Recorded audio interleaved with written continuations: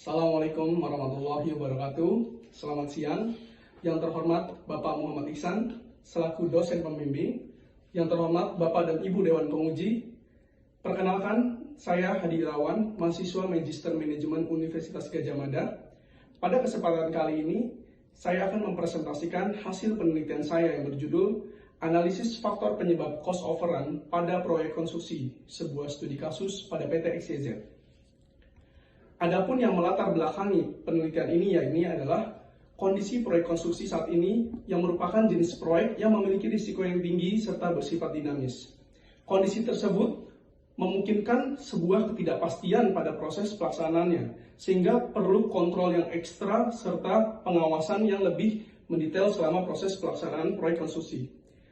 Sebagai studi kasus contoh, yakni beberapa pencapaian pada PT XYZ, di mana proyek-proyek khususnya pada divisi gedung menunjukkan bahwa terjadi penurunan kontribusi laba dari target yang diharapkan. Ada 8 dari 30 proyek atau 27% yang mengalami penurunan kontribusi laba di bawah target yang diharapkan. Kondisi ini tentu sebuah pencapaian yang kurang memuaskan bagi perusahaan sesuai dengan KPI yang diharapkan.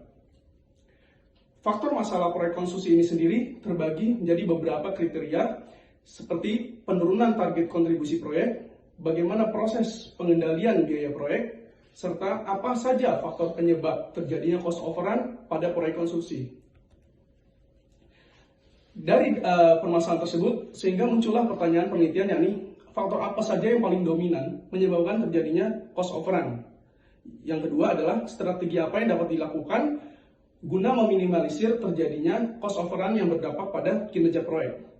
Tujuan penelitian tentu untuk mengetahui faktor apa saja yang paling dominan menyebabkan terjadinya cost overrun dan bagaimana merekomendasikan sebuah strategi untuk meminimalkan terjadinya cost overrun yang berdampak pada kinerja proyek. Adapun teori yang melatar belakangi permasalahan ini, yakni tentunya berawal dari definisi project itu sendiri. Menurut PMI pada PM Book edisi ke-6 2017, proyek merupakan suatu aktivitas temporer yang dapat dikerjakan guna menghasilkan sebuah jasa atau produk yang bersifat unik. Atas kondisi tersebut, ciri proyek diantaranya memiliki tujuan yang khusus, memiliki standar mutu yang telah ditentukan, bersifat tidak rutin, dan hanya berlangsung sekali. Dalam pengelolaan sebuah proyek, tentu harus ada manajemen biaya proyek yang baik. Menurut Al-Hazim pada tahun 2017, hal-hal yang perlu diperhatikan dalam mengelola manajemen biaya proyek, yakni bagaimana menyusun perencanaan sumber daya, bagaimana membuat estimasi biaya, bagaimana membuat penganggaran biaya, dan bagaimana melaksanakan pengendalian biaya. Kemudian dalam pengelolaan proyek tersebut tentu banyak terjadi masalah seperti halnya cost overrun. Menurut Niazi dan Painting, cost overrun itu merupakan biaya pelaksanaan proyek yang melebihi anggaran atau budget yang telah ditetapkan. Sehingga cost overrun pada suatu proyek konstruksi dapat disebabkan oleh berbagai faktor, baik faktor internal maupun eksternal. Hal tersebut tentu menjadi sebuah hambatan bagi proyek konstruksi, bagaimana caranya untuk mencapai sebuah target yang diharapkan. Selanjutnya yaitu mengenai teori analytical hierarchy process atau biasa disebut dengan AHP. AHP ini merupakan metode yang saya gunakan pada penelitian ini, di mana AHP merupakan sebuah teori untuk pengambilan keputusan dengan cara mengidentifikasi berbagai kriteria dengan menentukan berdasarkan bobot prioritas. Menurut Saati pada tahun 1993, prosedur dari metode AHP ini terbagi menjadi 4. Yang pertama adalah pembentukan hierarki, yang kedua sebuah pairwise comparison atau perbandingan berpasangan, yang ketiga pengecekan konsistensi, dan yang terakhir adalah evaluasi. Selanjutnya yaitu mengenai kajian penelitian terdahulu. Di sini saya sudah menjabarkan berbagai penelitian terdahulu yang serupa dengan penelitian saya. Ada beberapa penelitian yang berkaitan dengan penyebab cost overrun pada proyek konstruksi. Di sini saya sudah coba jabarkan identifikasi kriteria-kriteria faktor penyebab terjadinya cost overrun pada proyek konstruksi. Selanjutnya dari faktor-faktor tersebut, di sini saya coba kelompokkan dasar-dasar faktor yang bisa memungkinkan terjadinya cost overrun pada proyek konstruksi yang akan saya angkat dalam penelitian ini, yakni kompetisi SDM, keterampilan subkontraktor, estimasi biaya, harga material, kelancaran arus kas atau cash flow, perencanaan dan waktu pekerjaan, dan kondisi lingkungan proyek. Adapun kerangka pemikiran pada penelitian kali ini, yaitu diawali dengan proses identifikasi faktor cost overrun. Selanjutnya, dari identifikasi tersebut, saya coba tentukan kriteria-kriteria faktor apa yang paling dominan berperan dalam penyebab terjadinya cost overrun pada proyek konstruksi. Sehingga output dari penelitian ini yaitu dapat mendefinisikan atau menggambarkan apa saja faktor cost overrun yang paling dominan dan bagaimana strategi yang dapat dilakukan guna mengatasi permasalahan tersebut untuk di kemudian hari. Selanjutnya yaitu mengenai metode penelitian yang dilakukan pada penelitian kali ini. Jenis penelitian ini merupakan sebuah penelitian deskriptif kualitatif dengan sumber data yaitu data primer. Populasinya adalah seluruh karyawan proyek konstruksi di PT XYZ dengan sampling yang dilakukan yaitu dengan menggunakan purposive sampling. Pada objek penelitian yaitu kepala proyek dan manajer di PT XYZ yang memenuhi kriteria tertentu. Adapun lingkup penelitian yaitu faktor penyebab cost overrun. Kemudian metode analisis data yang dilakukan pada penelitian ini yaitu metode yang digunakan menggunakan metode analytical hierarchy process atau biasa disebut dengan AHP, dan pengolahan data menggunakan software expert choice. Deskripsi data yang dilakukan pada penelitian ini yaitu kuesioner dengan pengisian lengkap, ada sejumlah 45 kuesioner. Namun yang dapat diolah hanya sebesar 30 kuesioner dikarenakan yang 15 tidak memenuhi kriteria tertentu sebagai syarat dalam penelitian ini. Adapun sampel penelitian ini berasal dari kepala proyek dan manajer proyek di PT XYZ, dan penyebaran kuesioner ini dilakukan secara online atau daring. Adapun deskripsi dari data responden yang dilakukan pada penelitian kali ini yaitu responden didominasi oleh responden pria sebesar 93%. Sementara usia responden variatif rata-rata berusia di antara 30 hingga 40 tahun dan sisanya di bawah tersebut dan berusia di atas 40 tahun. Kemudian jabatan responden yang dilakukan pada penelitian ini yaitu mayoritas memiliki jabatan sebagai kepala proyek, sementara sisanya yaitu manajer lain di proyek. Dari segi latar belakang pendidikan, responden didominasi oleh responden yang berpendidikan S1 dan S2 dengan pengalaman kerja lebih dari 5 tahun dan di atas 10 tahun.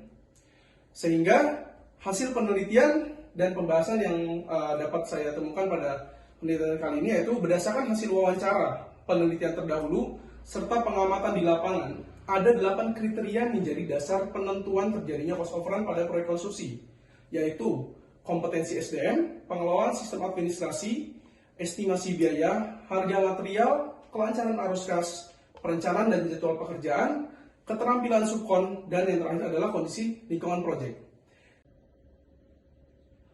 Kemudian, berdasarkan hasil pengolahan data menggunakan metode AHP dan bantuan software expert choice, setelah dilakukan perbandingan berpasangan, maka langkah selanjutnya adalah penentuan bobot prioritas berdasarkan kriteria sudah ditentukan.